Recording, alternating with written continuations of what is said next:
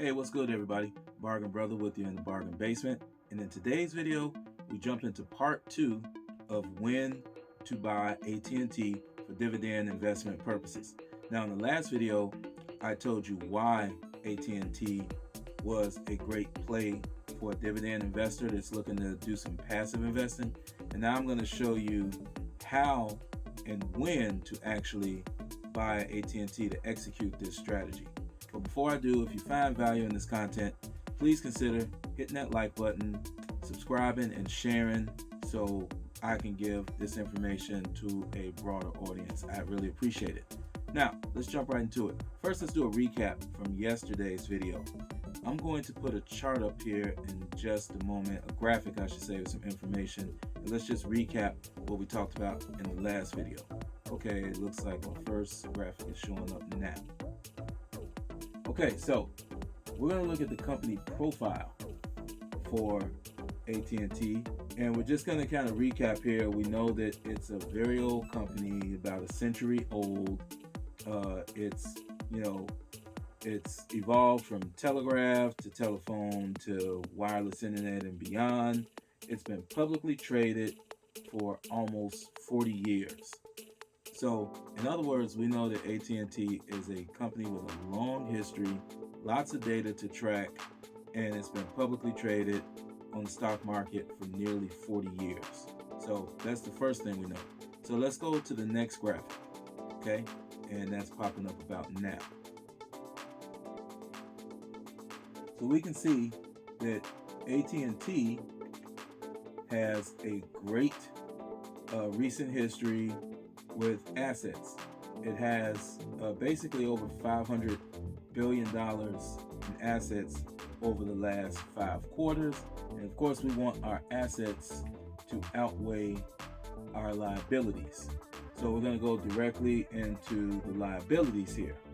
We can see that AT&T has liabilities over the last 5 quarters that is averaged in the 300 billions, around 340 billion or so in liabilities versus about 550 billion in assets. So from a financial standpoint, we're talking about a really healthy company. Okay, so we know we got a healthy company, and now let's talk about how to actually execute when to buy this thing. The first thing we're going to do is we're going to establish support and resistance. Now, I'm not going to assume that everybody knows what that is. So support is a price that a stock has shown a history of not falling below. Resistance is a price that a stock has shown a history of usually not going above.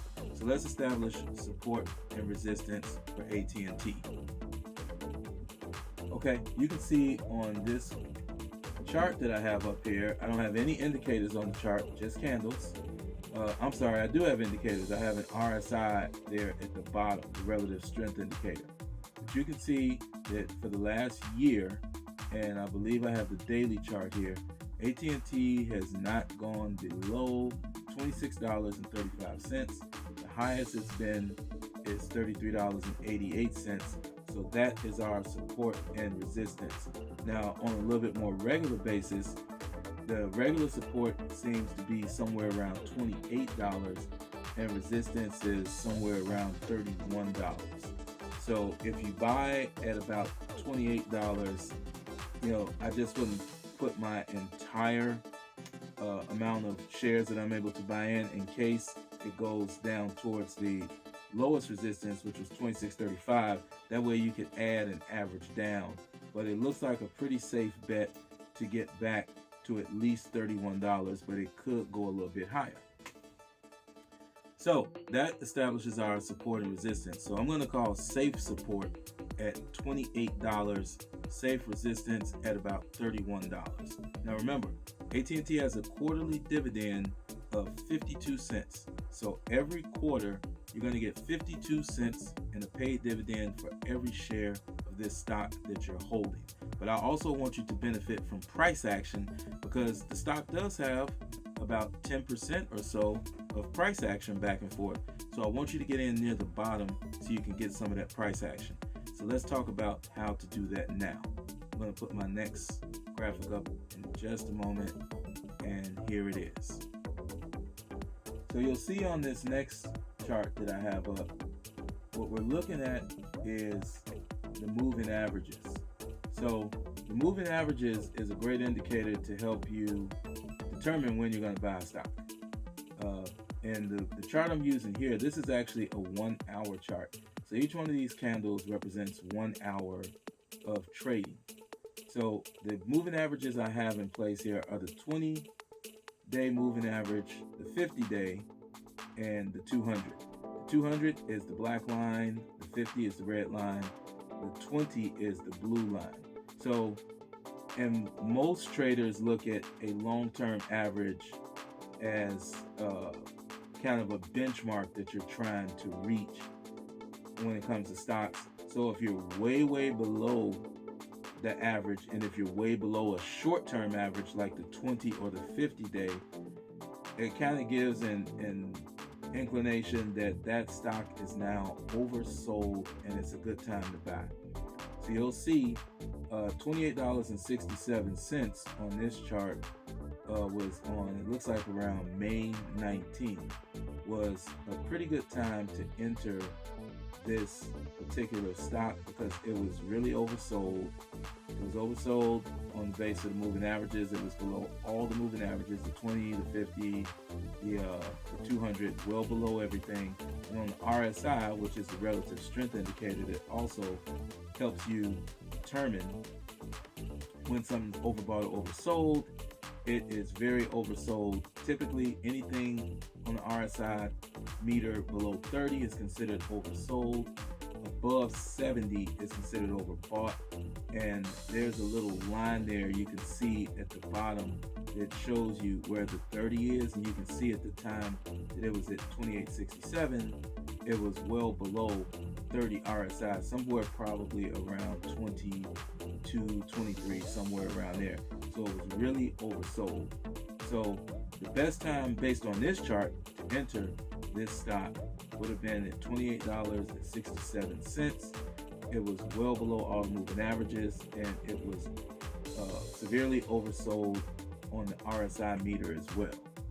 So I'm just going to flip right over to the next chart, and this is actually the daily chart for the same stock.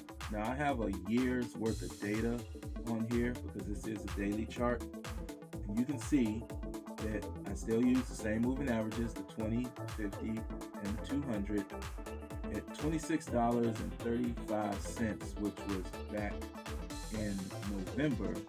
You can also see that the RSI meter was just, frankly, it was in the toilet. It was somewhere around 20. That was a great time to buy the stock. It was below everything. It just had a dividend because the dividends are, you can see them at the bottom of the chart there, the little D next to that E. The E is when the earnings report comes out, and the D is when the dividends are dispersed. So it gives you an idea of the calendar, which I think for AT&T is July, October, January, and April. So that is when your dividends are dispersed. Now you would have missed the October dividend, but you would have been right on time to cash in for the January and so far the April. And had you bought this at $26.35 after you got the dividend in January and April, it busted resistance and got all the way to $33.88, which would have been a great time to exit using this strategy. So let's just take a look at what you would have made off of 100 shares. So if you bought 100 shares at $26.35, we'll just say $27 and say you didn't get the exact bottom. That would have costed you $2,700. Now, you know you were going to get two dividend payouts of 52 cents. Those two dividend payouts would have gotten you $1.04. And let's say you exited this trade in May at $33.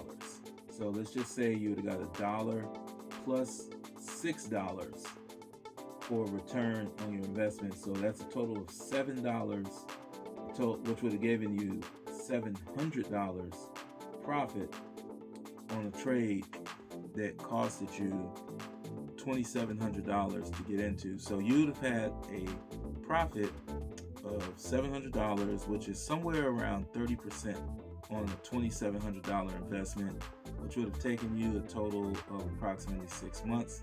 And that's not really a bad situation. So there it is. This is how you go into a really boring, slow stock like AT&T. Just an FYI, a lot of the best investments are stuff that's just not going to excite you. AT&T is not exciting. It's a slow stock, but it's stable. It has decent price action. It has a great dividend. So just as a quick sidebar, I recommend Webull as the platform to use to trade. I have a link to Webull in the description for this video. If you sign up for Webull and make a $100 deposit, you and me will both get a couple free stocks valued typically between $8 and $12 per stock. So not a bad deal. So there it is, when to buy AT&T. All right, thanks for watching the video. Please don't forget to subscribe, like, and share. If you got comments, please leave them in the comments section. I'd love to hear from you. And it does not matter if you take the stairs or the elevator to get to the peak of your mountain, as long as you get there. And on that note, I'll see you guys in the next video, and we'll talk about how to make more money.